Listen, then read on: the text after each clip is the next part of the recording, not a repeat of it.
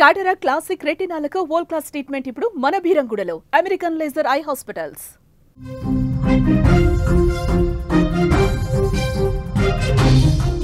పాకిస్తాన్కి ఊహించని షాక్ ఇవ్వబోతుంది భారత్. ఇప్పటికే పాకిస్తాన్ సౌదీ అరేబియాతో భేటీ అయి అక్కడ సౌదీ మద్దతు తీసుకున్న తర్వాత దీనికి కళ్ళెం వేయడానికి భారత్ మామూలు వ్యూహం పడలేదు.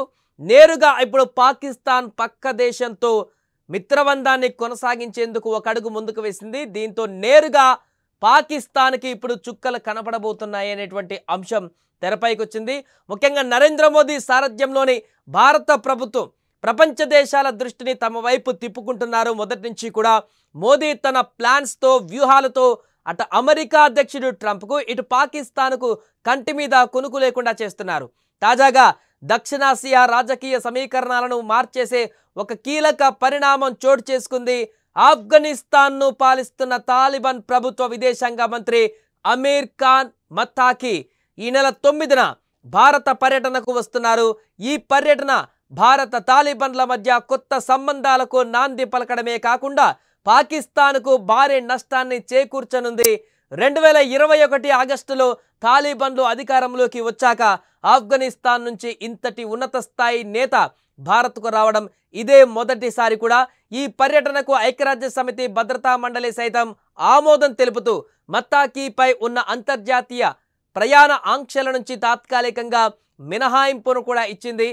తాలిబాన్ విదేశాంగ శాఖ మంత్రి అమీర్ ఖాన్ మతాకి భారత పర్యటన కేవలం ఒక దౌత్యపరమైనటువంటి భేటీ మాత్రమే కాదు, ఇది పాకిస్తాన్ ప్రేరేపిత ఉగ్రవాదంపై భారత్ సంబంధించినటువంటి ఒక మాస్టర్ స్ట్రోక్ అని అంతర్జాతీయ నిపుణులు కూడా విశ్లేషిస్తున్నారు.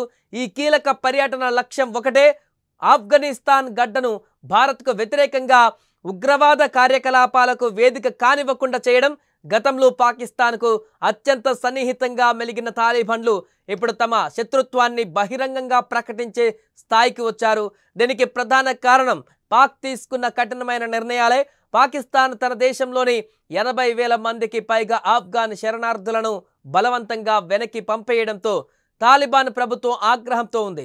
సరిహద్దుల్లో తరచూ జరుగుతున్న ఘర్షణలు కూడా ఈ యొక్క వైరానికి కారణమయ్యాయి. ఈ అవకాశాన్ని భారత్ ఇప్పుడు వ్యూహాత్మకంగా ఉపయోగించుకుంటుంది.